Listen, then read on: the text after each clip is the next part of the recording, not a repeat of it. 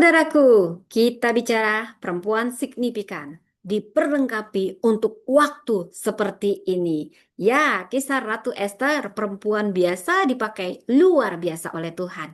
Dari Ester 1 sampai 10 ada banyak hal yang kita akan pelajari. Awalnya, Ester ini tidak dibesarkan di istana, tapi dalam sunyi, dalam bayang-bayang pengasingan. Tahukah saudara, dia hanya yatim piatu yang diangkat Mordekai sepupunya sebagai anak. Namanya Esther, dia bintang tersembunyi dalam dunia yang tak pernah menyebut nama Allah. Dalam kitab Esther tidak ada nama Allah.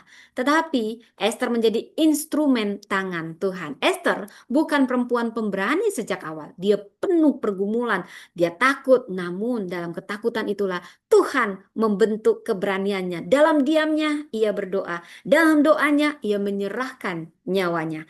Esther tahu tidak ada kemuliaan yang lebih besar daripada taat kepada suara surga. Saudara, ketika semua tampak gelap, dia berdiri dengan satu keputusan. Jika aku binasa, biarlah aku binasa dan langit pun bergerak. Dia masuk hadirat raja dengan keberanian surgawi. Esther menjadi suara bagi yang tak bersuara, pembela bagi yang tak berdaya. Dia bukan hanya seorang ratu, dia adalah jawaban Tuhan. Mari kita bahas latar belakang dari kitab Esther. Secara konteks histori terjadi pada masa kerajaan Persia, pemerintahan Raja Ahasiweros. Bangsa Yahudi, kaum minoritas di pengasingan.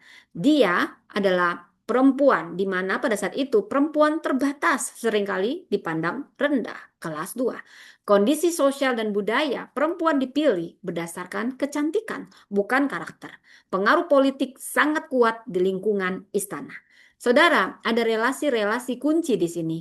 Esther dengan Mordekai, sepupu dan ayah angkatnya yang menjadi pendorong rohani Esther. Raja Ahasiweros adalah suaminya. Inilah pemegang kekuasaan mutlak. Dan Haman adalah musuh umat Tuhan, lambang kejahatan dan kesombongan. Saudara, kisah Esther adalah bagian dari narasi penyelamatan Allah di mana Allah bekerja melalui individu biasa menjadi dipakai luar biasa untuk tujuan ilahi, sekalipun nama Tuhan tidak disebut sekalipun dalam kitab ini. Bila kita membaca dari Esther 1 sampai 2, kita tahu Allah membuka jalan melalui pergantian ratu dan rencananya tak tergesa tapi terarah. Esther terpilih bukan karena kecantikannya semata, tetapi karena rancangan kekal. Dari Esther 3 sampai 4 kita tahu bagaimana Haman merancang pemusnahan Yahudi. Mordekai mengingatkan Esther akan tanggung jawabnya. Esther 4 ayat 14, siapa tahu mungkin justru untuk saat seperti inilah kamu beroleh kedudukan sebagai ratu. Dari Esther 5 ayat 7, keberanian Esther menghadap raja inilah yang menandai titik balik rencana Allah. Doa dan puasa mempersiapkan langkah besar. Dari Esther 8 sampai 10, di sini terjadi pembalikan ilahi. Umat diselamatkan, perayaan Purim ditetapkan sebagai warisan iman. Di sini ada makna teologis, Allah berdaulat walau tersembunyi. Kepemimpinan perempuan bernilai strategis dalam kerajaan Allah. Setiap posisi itu dapat menjadi mimbar untuk misi ilahi. Saudara, ada 7 teladan emas dari Ratu Esther. Pertama, keberanian yang lahir dari penyerahan. Esther 4 ayat 16. Keberanian bukan berarti ketiadaan takut, saudara, tapi ketaatan kita dalam takut. Yang kedua, kesetiaan kepada otoritas rohani. Esther 2 ayat 20. Dia hormat kepada nasihat ilahi yang membuka jalan promosi surgai. Ketiga, kerendahan hati dalam keindahan. Esther 2 ayat 15, ia tidak menuntut tapi mengikuti hikmat. Yang keempat, disiplin rohani, doa dan puasa. Esther 4 ayat 16, kemenangan besar diawali di ruang tersembunyi. Kelima, ketetapan menangkap momen ilahi. Esther 5 ayat 1. Ia tidak tergesa, tapi peka pada waktu Tuhan. 6. Menggunakan pengaruh untuk tujuan surgawi. Esther 7 ayat 3. Posisi bukan untuk kesenangan, tapi penyelamatan. Ketujuh, menetapkan warisan iman. Esther 9 ayat 28. Iman bukan hanya untuk sekarang, tapi untuk generasi. Saudara, dari kisah Esther juga ada banyak hal yang perlu diwaspadai menjadi pelajaran bagi kita. Jangan terlalu lama menyembunyikan identitas rohani. Seperti Ratu Esther yang ada waktunya diam, kita pun kadang harus menyembunyikan terang, tetapi jangan terlalu lama. Dan jangan takut mengambil resiko. Walau seperti Esther awalnya enggan bertindak, tetapi dengan diiringi iman, dia seakan-akan mau mencari aman di awal, tapi akhirnya dia melangkah mengambil resiko. Dan jangan kita terjebak di zona nyaman karena posisi kita. Tahukah saudara, istana bisa membuat lupa pada misi. Kenyamanan bisa menumpulkan kepekaan. Jadi, perlu ada solusi diawali dari kesadaran, pertobatan, dan tindakan. Tahukah Allah? Tahukah Anda? Allah memakai yang lemah untuk menyatakan kuasanya. Dipanggil di tengah krisis, mahkota, dan misi. Ketika seorang perempuan akhirnya menjadi jawaban. Itu semua tertuju untuk Ratu Esther. Saudara, perempuan pada saat itu sering dicap tidak berarti kelas 2 dalam sistem dunia. Namun lihat dari Esther kita belajar bahwa Tuhan melihat potensi surgawi dalam setiap orang dalam hati yang mau taat, nggak ada urusan dengan gender. Di sini kita belajar 3 pesan utama. Mahkota adalah amanat bukan aksesoris. Esther 2 ayat 17. Krisis adalah panggilan untuk bertindak. Esther 4 ayat 14.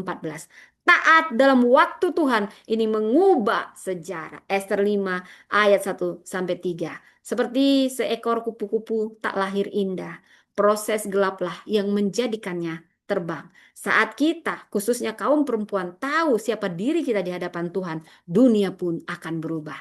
Jadi, peran apapun kita sebagai perempuan, sebagai ibu, sebagai istri, sebagai pemimpin rohani, kita harus punya doa syafaat dimanapun dalam keluarga dan keberanian bersaksi di tempat kerja. Mahkota kita bukan untuk gaya, tapi untuk misi. Tuhan tidak mencari yang sempurna, tetapi mencari yang mau. Esther dipanggil, maka kita pun juga. Saudara, ada deklarasi prophetik untuk kita, terutama kaum perempuan. Kita adalah suara yang dibangkitkan dari keheningan, ditaruh di istana dunia untuk menjadi terang kerajaan. Kita memakai mahkota kasih karunia untuk misi penebusan. Kita tidak dibentuk oleh ketakutan tetapi dibaptis dalam keberanian. Kita hidup untuk waktu seperti ini. Dan ini saudara, saya mendapat nubuatan untuk kita. Siapapun Anda yang mendengar bukan kebetulan seperti Ratu Esther.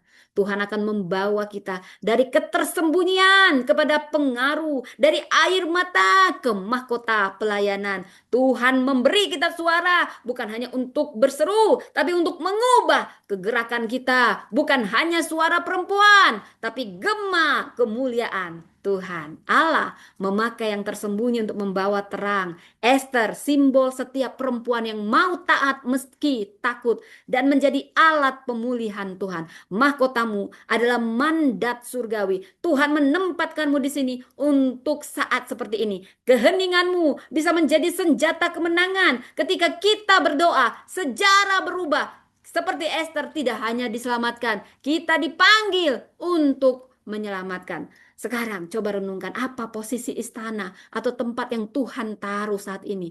Adakah ketakutan yang menahan langkah kita untuk taat? Apakah kita menyembunyikan identitas Kristus dalam hidup sehari-hari? Apa bentuk panggilan untuk waktu seperti ini yang Tuhan tunjukkan pada kita? Sudahkah kita memakai pengaruh kita untuk membela iman dan sesama kita? Mari kita berdoa. Tuhan, Engkau mengenalku lebih dalam dari diriku sendiri. Ajarku melihat seperti Engkau melihat, beri aku keberanian seperti Esther. Ajarku berdoa, berdiam, berdiri pakai hidupku. Bahkan dalam ketakutan untuk tujuan surgawi, aku menyerahkan mahkotaku di kaki salibmu. Amin. Demikian firman Tuhan. Tuhan memberkati.